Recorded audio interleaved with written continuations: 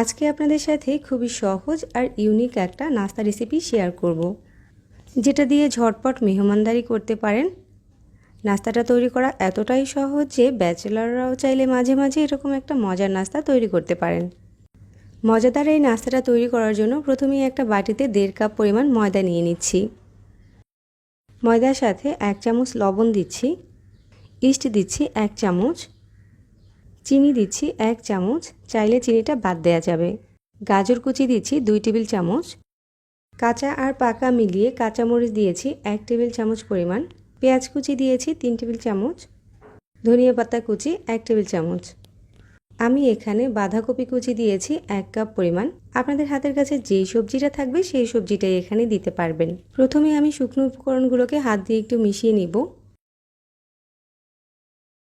মেশানো হয়ে গেলে কুসুম গরম পানি অল্প অল্প করে দিয়ে একটা ঘন আর আঠালো ব্যাটার তৈরি করে নিতে হবে।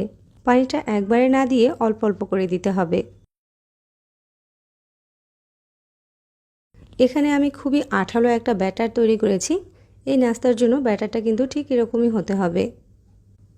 এবার এই ব্যাটারটাকে আমি 10 মিনিটের জন্য রেস্টে দিয়ে দিব। চাইলে রেস্টে না দিয়েও ব্যাটারটা দিয়ে সাথে সাথে নাস্তা তৈরি করতে পারেন। 10 মিনিট রেস্টে দেওয়ার কারণে ব্যাটারটা কিছুটা ইমপ্রুভ হয়েছে। এই সময় এর সাথে 2টা ডিম অ্যাড করে দিব। ডিমটাকে ভালোভাবে ব্যাটারের সাথে মিশিয়ে নিতে হবে। ডিমটা অ্যাড করার পরে কিছুটা এটা আরও পাতলা হবে, যার কারণে প্রথম অবস্থাতে খুব বেশি পরিমাণ পানি দিয়ে ব্যাটারটা তৈরি করা যাবে না। যাই হোক, এখন আমার ব্যাটারটা রেডি নাস্তা তৈরি করার জন্য। নাস্তাটা ভাজার জন্য পর্যাপ্ত পরিমাণে তেল গরম করে নিয়েছি। তেলের ভিতরে গোল একটা চামচ দিয়ে চামচটাকেও গরম করে নিতে হবে। চামচটা গরম হয়ে গেলে এর ভিতরে কিছুটা করে ব্যাটার দিয়ে দিতে হবে। প্রত্যেকটা নাস্তা যাতে একই সাইজের হয় সেজন্য চামচটা ব্যবহার করেছি। ব্যাটারটা দেওয়ার পরে চামচটাকে হালকা এভাবে একটু দুলিয়ে দিতে হবে। একটু পরেই দেখবেন চামচ থেকে নাস্তাটা আলাদা হয়ে যাচ্ছে। তারপর গরম চামচে আরও কিছুটা ব্যাটার দিয়ে দিচ্ছি।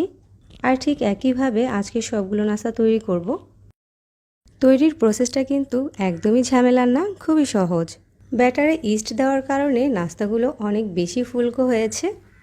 চাইলে ইস্ট ছাড়াও কিন্তু এই নাস্তাগুলো বানানো যাবে। একটা সাইডে যখন কালার চলে আসবে তখন এগুলোকে উল্টে দিতে হবে। এখন চুলার আঁচটাকে মিডিয়ামে করে দিয়ে অপর সাইডটাকেও ভেজে নিব। প্রায় 5 থেকে 6 মিনিটের মতো আমি নাস্তাটাকে ভেজে নিয়েছি। এখন দুটো সাইডেই সুন্দর একটা কালার চলে এসেছে। এবার এগুলোকে তেল ঝরিয়ে উঠিয়ে নিব। এই নাস্তাটা তেলে ভাজলেও এর ভিতরে কিন্তু কোনো ধরনের তেল প্রবেশ করে না। নাস্তাটা উপর থেকে ক্রিস্পি আর ভিতর থেকে অনেক বেশি সফট হয়েছে। এই নাস্তাগুলো এখন যে কোনো ধরনের চাটনি বা টমেটো কেচাপের সাথে পরিবেশন করতে পারেন। ছোট থেকে বড় সবাই খুব বেশি পছন্দ করবে। সহজভাবে দেখানো আমার প্রতিটা রেসিপিই আশা করছি সবার কাছে ভালো লাগে। আমার এরকম আরও মজার সব রেসিপি পাওয়ার জন্য আমার চ্যানেল সাবস্ক্রাইব করতে পারেন, আর ফেসবুক পেজটাতেও ফলো করে রাখতে পারেন। এতক্ষণ ধরে রেসিপি দেখার জন্য সবাইকে ধন্যবাদ জানিয়ে এখানেই বিদায় নিচ্ছি। আল্লাহ হাফেজ।